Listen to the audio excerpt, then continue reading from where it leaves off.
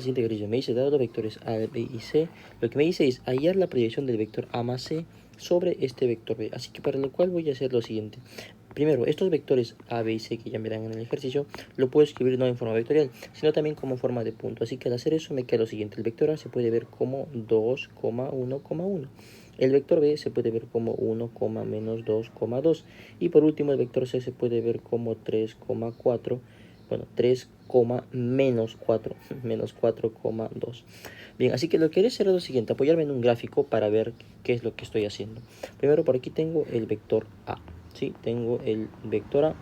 Y por un lado también tengo un vector B que lo voy a poner en color azul. Sí, ahí está, tengo un vector, bueno, un vector C mejor dicho. Un vector C. ¿Qué me dice aquí? Calcular primero el vector A más C. Así que usando el método de paralelogramo, geométricamente, bueno, gráficamente lo que estoy haciendo es calcular el siguiente vector. ¿Sí? Ahí está. Calculando este vector que está viendo por aquí. Ese vector en color rojo me representa el vector A más C, sí, por método de paralelogramo. Pero yo lo voy a representar simplemente como un vector D para simplificar cálculos. Así que yo digo, el vector D, ya te estoy avisando que es el vector A más el vector C.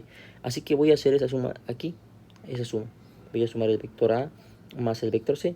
Y su suma sabemos que es componente a componente. ¿Sí? Así que ese vector D me queda de la siguiente manera. Me queda 2 más 3, 5. 1 menos 4 me queda menos 3. Y 1 más 2 me da 3. Bien, así que esto vale el vector D, que sabemos que es la suma de A más C. Bien, por otro lado me dice que yo quiero conocer la proyección de este vector D sobre un vector B. Pero ese vector D lo puedo representar de la siguiente manera. Lo voy a poner en color negro también, ¿ya? Digamos que esto es el vector B. Esto que está en color negro. Esto es el vector B. La proyección del vector D sobre este vector B va a ser la siguiente. Sí, voy a borrar un poco esto de acá. Borrando un poco esto de aquí me queda lo siguiente. Bien, voy a trazar líneas punteadas así hasta que choquen perpendicularmente aquí sobre el vector D. Ahí está, mira. La proyección de este vector D sobre este vector B vendría a ser esta cosa de aquí, esta distancia. Sí, esa distancia es la proyección del vector D sobre el vector B. Es como si tiráramos luz o si pasáramos luz de la parte de arriba y lo que alumbra simplemente sobre el B sería esta parte de acá.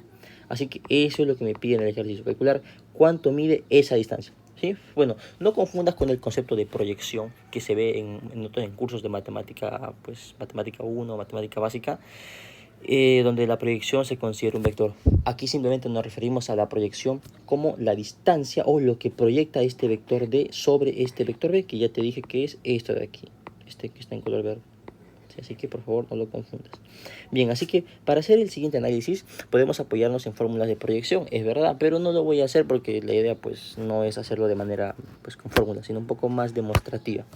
Así que, ¿qué puedo hacer yo para calcular esa distancia? Bueno, lo que haré será lo siguiente, mira, este vector D y este vector B, lo que están formando entre ellos es un cierto ángulo, ¿verdad? Y ese cierto ángulo lo voy a llamar yo teta, ¿sí? Y mira, ¿qué tengo por aquí? El coseno de un ángulo teta se puede relacionar con vectores y también con magnitudes. Así que digo, para vectores que tengo, que si yo tengo dos vectores v1 y v2, el coseno que forma, bueno, el ángulo que forman esos dos vectores se puede calcular mediante el coseno, que es igual a el producto escalar de dos vectores sobre su propio módulo. Pero por otro lado también se puede relacionar con magnitudes, que si yo tengo aquí en el triángulo rectángulo las siguientes magnitudes, o sea, son distancias, ¿eh? No son vectores, son distancias en este caso. Aquí sí eran vectores, aquí ya no, ¿sí? Aquí simplemente son distancias. Aquí es igual el coseno al cateto adyacente sobre la hipotenusa. Así que voy a decir lo siguiente, mira. Voy a decir lo siguiente. A ver, quiero yo primero conocer cuánto mide esa flecha, cuánto mide ese vector D. Así que le voy a sacar el módulo a ese vector D. Y recuerda que el módulo lo puedo poner como la flechita entre barras o simplemente como D a secas. Y sabemos que el módulo de ese vector D es la primera componente al cuadrado más la segunda componente al cuadrado más la tercera componente al cuadrado. Y esto me da un valor de raíz de 43. Si ya lo resuelves, ¿sí? Bien. Así que lo que haré aquí será lo siguiente, mira. Yo quiero conocer cuánto mide esto de verde, ¿verdad? Así que voy a apoyarme en una identidad que es el coseno, esta de acá. Así que yo digo, esto que yo quiero conocer le voy a llamar, digamos, X. O mejor, digamos, le llamo una distancia D. ¿Sí? Una D minúscula, ya que yo desconozco. Yo quiero saber cuánto mide esa D, que es la proyección. Así que yo digo, voy a usar la expresión del coseno. coseno de teta, ¿a qué es igual? Es igual al cateto adyacente, o sea, sobre ese D, este D mismo, sobre la hipotenusa. Y la hipotenusa es este D, pero no es el vector D, sino es su longitud. ¿Cuánto mide esa flecha? ¿Cuánto mide ese vector D? Así que ese cateto adyacente sería pues bueno, esa hipotenusa sería el D, ¿sí? Sería el módulo de este vector, que sería esta D mayúscula. ¿Pero quién es esa D mayúscula? Eso es esto de aquí, ¿verdad? Excelente.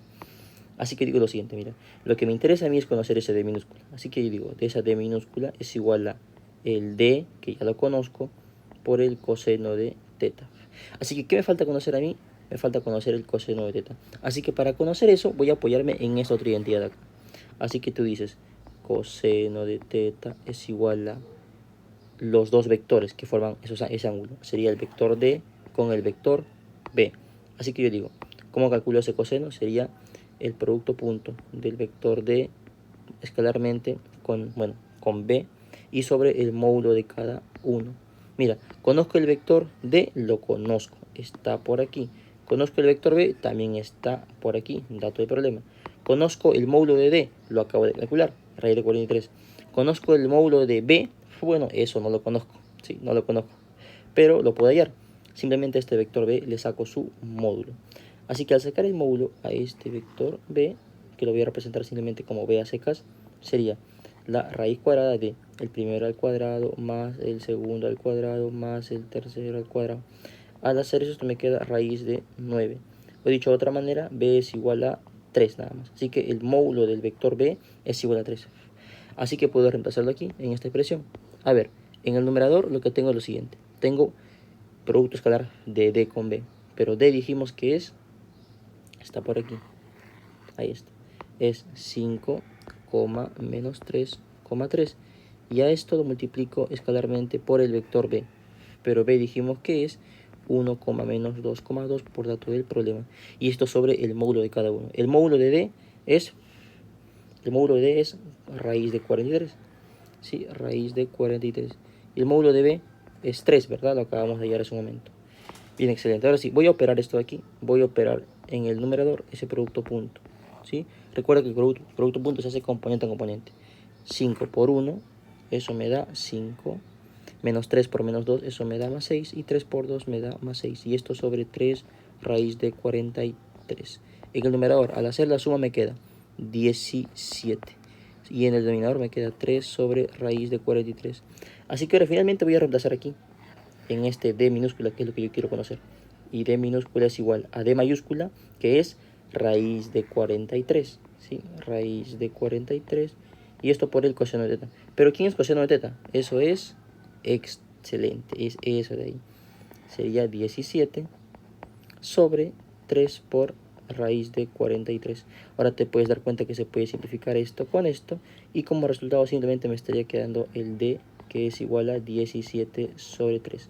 Así que el resultado sería pues este aquí, D, que es lo que yo quería saber esa proyección, 17 sobre 3. Y mira, te doy un dato adicional. Este procedimiento que he hecho ahorita de usar los cosenos tanto para vectores como para distancias, este análisis es el mismo que se hace para demostrar la proyección y la componente de un vector, la proyección ortogonal, componente de un vector, que se ven en cursos de Mate 1 o Mate Básica.